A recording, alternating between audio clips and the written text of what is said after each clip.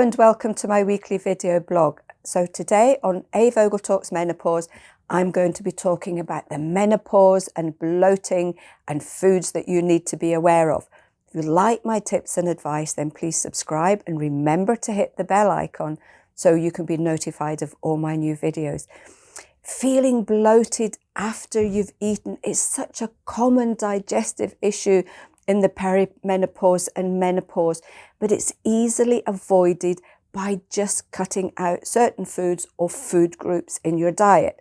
So what I'm going to do today is look at why this happens and the foods to avoid and other things you can do just to make your digestion that little bit more comfortable.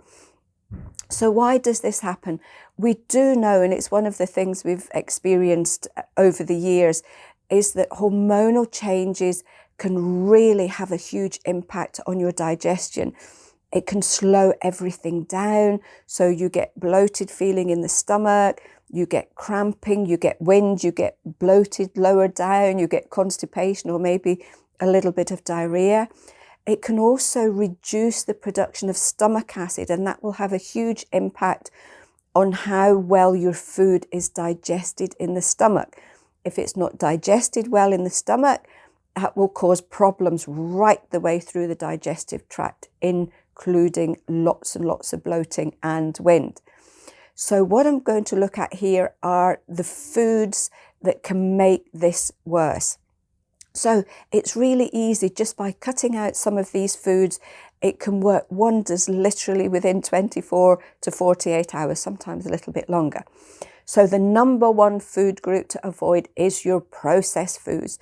So these are foods, the microwavable meals, carry-outs, foods that are very high in salt and sugar and white flour. Number two, fatty foods as well can have a huge impact on this. A lot of fatty foods can also give you feelings of nausea not long after you've eaten too. Number three is crucible vegetables. I can never say that one properly. So this is cruciferous vegetables. So this is things like broccoli and cabbage and Brussels sprouts. It could be onions, number four. It could be, number five is beans and legumes. Now, it's quite interesting. You can see already that some of these are quite healthy foods, and you might think that this is all to do with unhealthy foods, but some really healthy foods can be a big culprit as well. So number six, we've got high fructose foods. So these are things like apples, grapefruits and melons. Number seven is your gassy drinks, which is quite logical if you think about it. If you're drinking something that's already full of gas, that's going to have a huge impact on stomach function.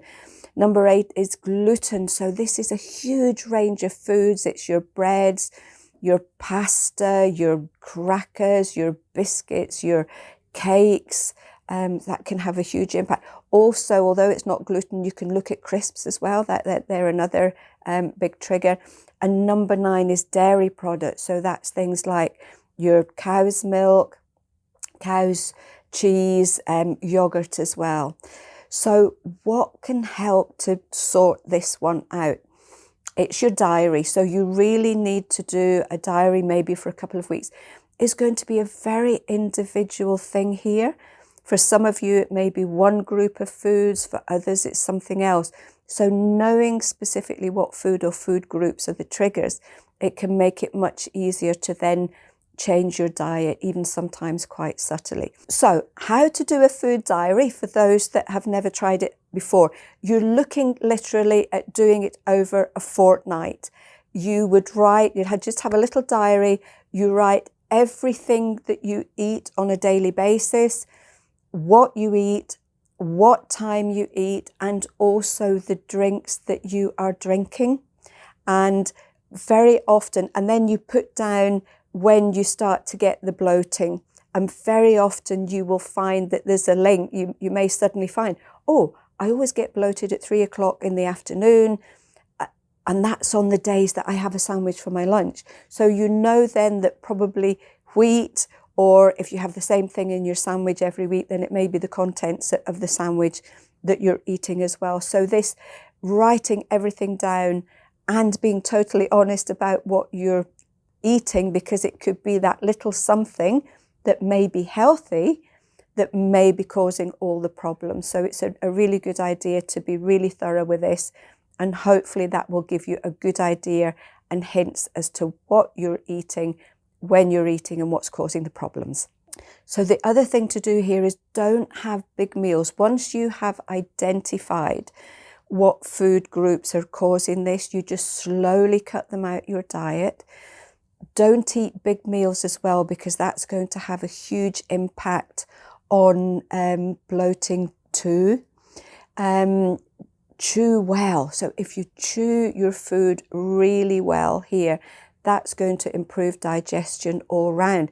If you're swallowing big lumps, if you're eating on the run, then your stomach is going to have a real problem breaking everything down, and that's going to compound all these problems too. And chew your food slowly. You should be sitting down for at least 20 minutes for each meal, and no just chomping at your desk or watching the TV. The reason being is it takes at least 20 minutes for your "I've eaten enough" hormones to kick in. And one of the reasons so many women going through the perimenopause and menopause have cravings and weight issues is because they're eating too quickly, and that "I've eaten enough" hormone doesn't get produced. So no matter how much you eat, your hunger hormone is whizzing around your system. So that just taking your time to eat slowly at each meal can have a really positive effect on weight control too. So the other things you can look at, there is something called the low FODMAP diet.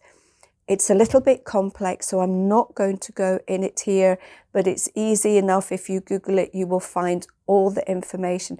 And a lot of people do tell me that that makes a huge difference really quickly, and eases all their bloating and discomfort. Other things to do here is to take bitter herbs.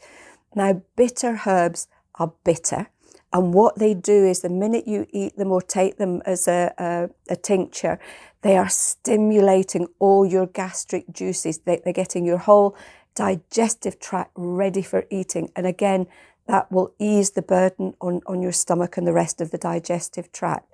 So you can look at herbs such as yarrow, gentian, dandelion, and century. The other thing here is to really protect and support your friendly bacteria, because they make a huge difference to bloating as well. And a lot of bloating is sometimes just caused by an imbalance of friendly bacteria in the digestive tract. So you can look at probiotic foods such as live yogurt if you don't have an issue with dairy. You can look at sheep's yogurt. Sheep's yogurt is usually free from a lot of the issues caused by cow's milk. So that's something just to be aware of. You have other fermented foods such as kefir. Real sauerkraut can be really beneficial as well.